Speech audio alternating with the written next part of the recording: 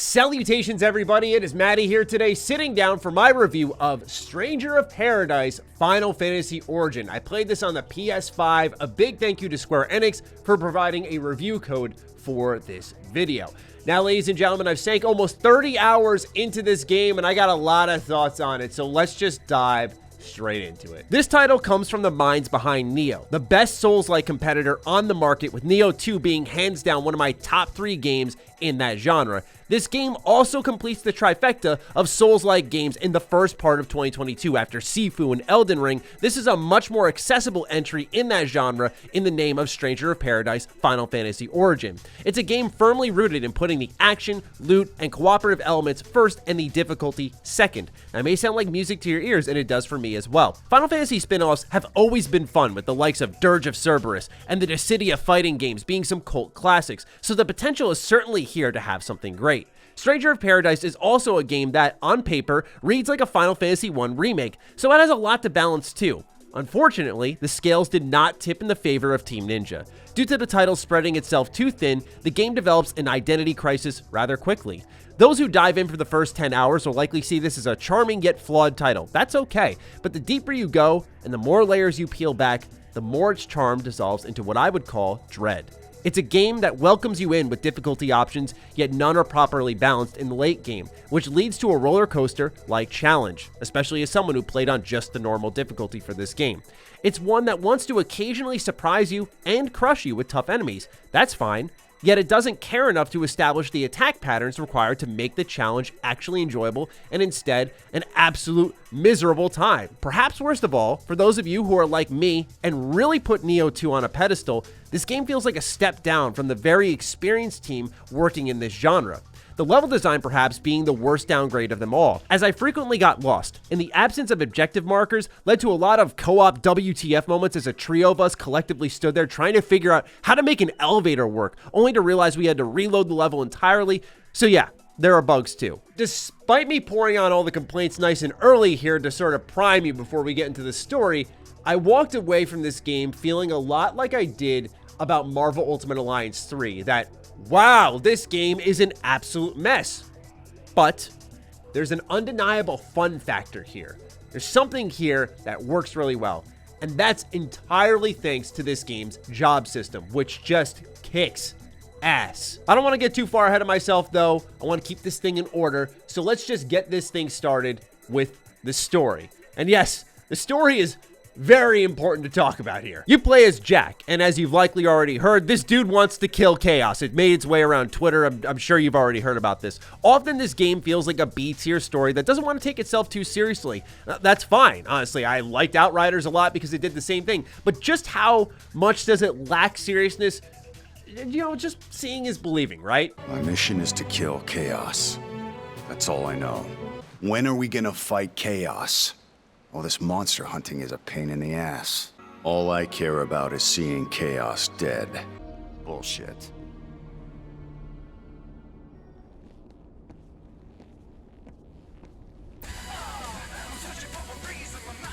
And if that's not enough, the game doesn't really care about exposition. It's made that clear as well. We're here to make sure that never happens again. For all the kids like you who have lost someone. For all of Cornelia. Say something, Jack. Where's Mayor Sohn? He's dead too. I'm a dark elf, you see. And we dark elves... Just tell us about the crystals. That's all I want to know. It will remain a dream so long as I live. Who I am. I don't give a fuck who you are. So yeah, this game's story is awesome because it's hilarious. The dialogue, the way Jack literally doesn't care about anything and pushes everyone out of the way. He's all about killing Chaos. The way it effectively shatters the norm of creating compelling, interesting JRPG characters that have emotions and feelings. Like, this guy cares about one thing: crushing anything in his way. That's awesome to me. So 4 warriors of light have gathered in the city of Cornelia to fight the darkness and rekindle the light of the crystals to restore their world. It comes with some disjointed cutscene deliveries, oh, and an absolute metric ton of anime grunts. We're going up. the only reason I sort of reserve a ton of praise for the story here is because while it's very popcorn movie-like, there are moments that the team really does try to sit you down, let the characters talk, and try to build something. And I would have rather them just go all the way into B-tier popcorn movie territory like they had been toying with for a lot of this game. But sometimes they try to develop an emotional response from the player and really create something interesting with these characters. And it just doesn't work. And it happens too often where I'm like, maybe I'm just being rude and kind of laughing at a story where they're actually trying. Like the moments where Jack, as the protagonist, just straight up doesn't care, and a character will pause him to have some type of confession or announce something, and he just blows right through him. Like, at these moments is where Strangers of Paradise is at its absolute best. You'll select all of these missions from a map in a game that is, again, much like Neo, and those missions will then take you across a plethora of maps consisting of samey, bland hallways that constantly fork off, making getting lost very easy. This wasn't a problem in the early game, which kind of makes me again think, like, what happened? Where's the Neo touch here? Because parts of this game feel like that team had their hands on it with interesting mechanics, collecting keys, unlocking doors, you know, what Neo did a pretty good job of replicating. And then there are other moments where it's just absolute, well, pardon the pun, but chaos. All these maps effectively serve as a conduit for action. And again, that's fine. I have no issue with that being the intent of design.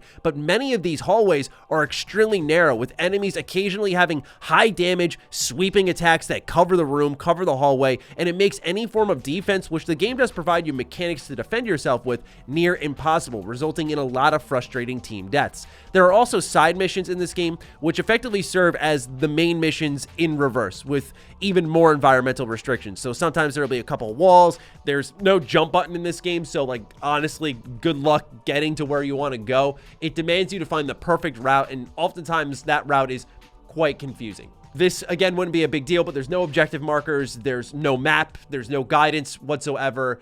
I just played Elden Ring. That's fine. I don't need guidance constantly. That's also with the mindset that the level design is good and kind of guides the player to a particular area, and the assets that are being reused aren't confusing me because every hallway looks the same, and I'm like, was it the somewhat blue hallway or the kind of purple hallway? I don't know. Anyway, the superstar of this game, the biggest focus of this game, the thing you'll likely care about the most is 100% the gameplay. Let's talk about some positives here. This job system rocks. So for those of you who played Neo 2, you'll remember that they had a little bit of a skill tree in their idea and effectively carries it forward. So you'll have, starting off, a couple of classes, you know, you'll be, I don't know, the duelist, but the duelist can then turn into the thief if you unlock a skill tree in the duelist tree, as well as one in, say, the Ronin tree. And then from the thief, it can branch off into the assassin or the ninja. So there's this hierarchy of an expert tree, which is like the best class you can get. Then there are advanced trees, which are sort of setup classes that are mid-gamey.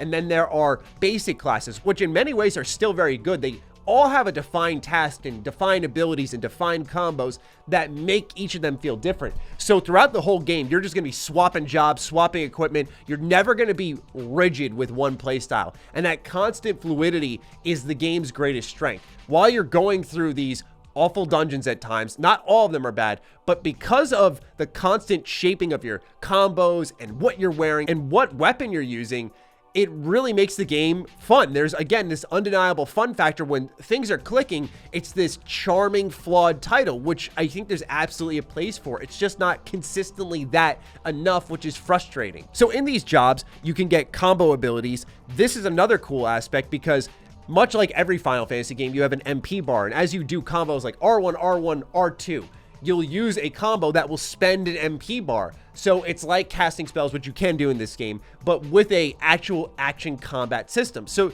it's very different in that way. And while that MP system is kind of flawed, and we'll get into that in a little bit, this idea here is quite unique. And that also doesn't get into targeting enemy weaknesses.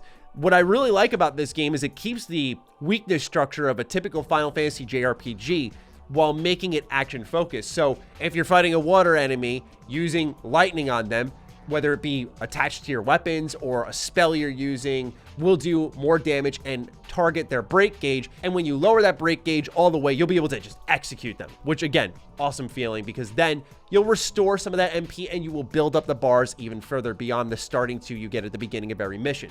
However, I've been making a lot of Souls-like comparisons, and even looking at this game objectively as what it is, which is more Diablo than Souls-like, it's still kind of flawed in its execution, because you'll be getting loot, and more loot, much like Neo, and in this loot, you'll have affinity buffs, so you'll unlock a ton of perks for your character just by having stuff equipped on you. There are tons of weapons, and that means hundreds, no exaggeration, hundreds and hundreds of items to sort through. And when you go to manage your inventory, I've found myself dozens of times just selecting them all and dismantling them all, taking the parts. I just can't be bothered to, after every mission, sift through a disorganized, poorly sorted menu, which has like level 72 at the top, and then in the middle is like a level 83 weapon, and at the bottom's like a level 78 one. I'm like, why are these organized this way? It's just sorted terribly. And eventually I'm just like, well, I'm gonna just look for different colors based off those rarities. That can help organize things a little bit. And there is the ability to lock certain items, just like in Neo 2. So if you're dismantling everything,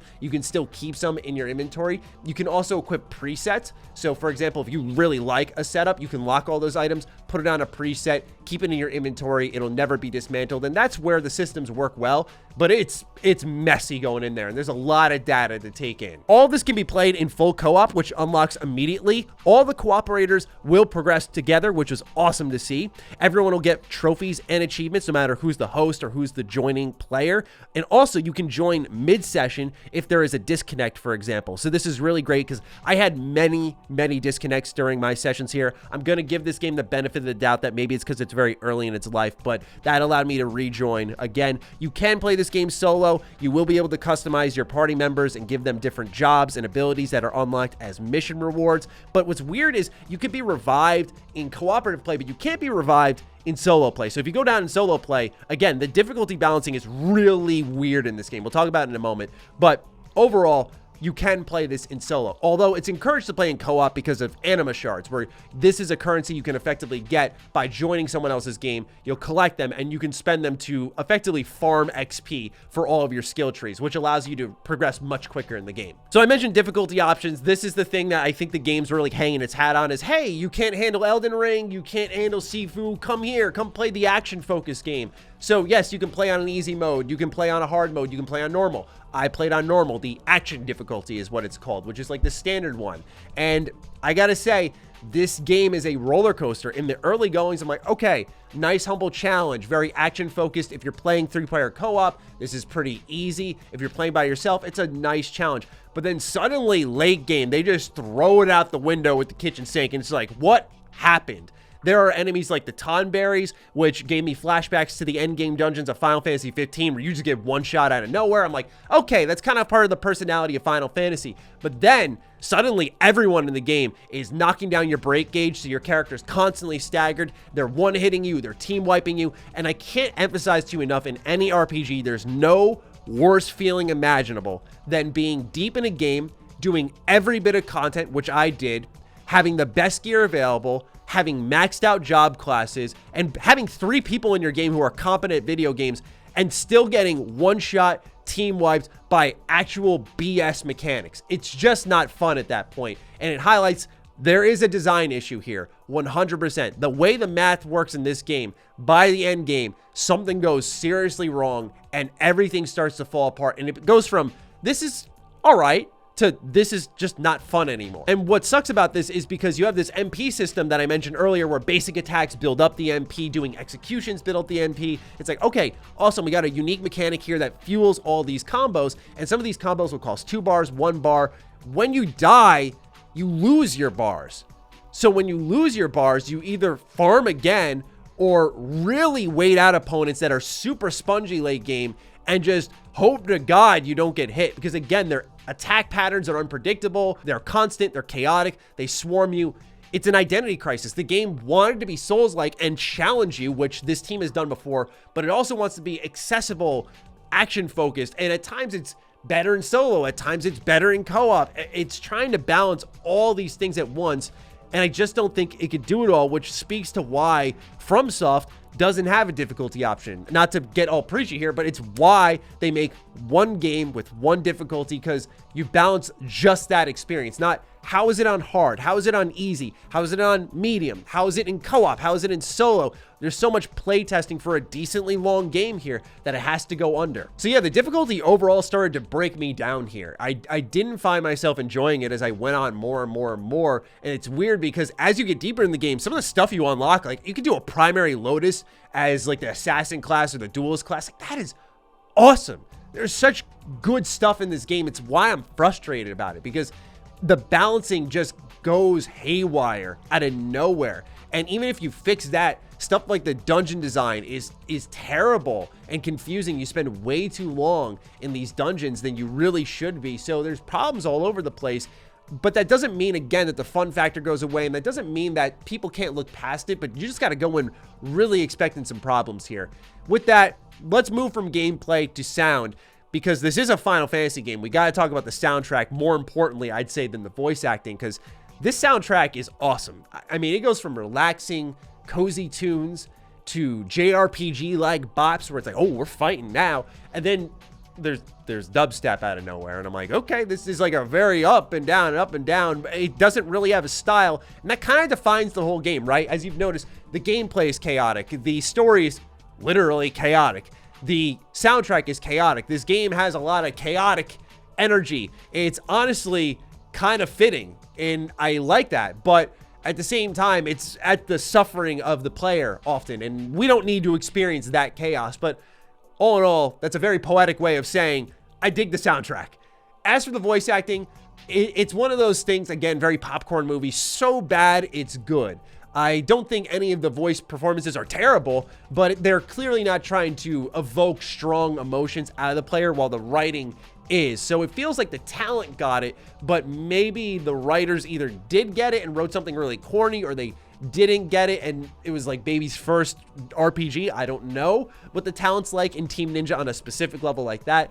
But overall, this was a game that when I walked away from it, I wanted to love it. There's so much here to love, but I don't love it enough to sit here in my verdict and tell you, go out and buy it. Even as a co-op romp, this is a wait for a sale for me. It's a game that I think you should, if you're looking for a good co-op game, give it a shot. But again, with the balancing issues that are here, there's too much that's messy for me to say, like, yeah, you'll still be able to overcome that and have a good time. I can't say that with utmost confidence. But when it goes down in price, when we're talking like the, I'd say $30 to $40 range, if you're really looking for a good 3-player co-op game, I mean, this game has all the bells and whistles. It's got the replayability. It's got, again, the trophy and achievement and everyone's save file progressing, which that latter part, I cannot emphasize enough how much that's appreciated as someone who loves co-op. So there's a lot here I do dig, but there are too many flaws, too much wear and tear, too much imbalance, too many missing pieces for this to be a full-on recommendation.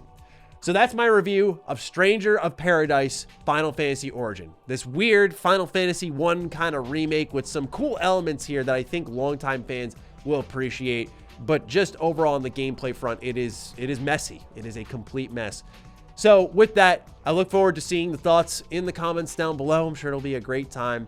Take great care of yourselves, and I'll see you in the next video. Stay sexy, stay active. I love you all. Peace.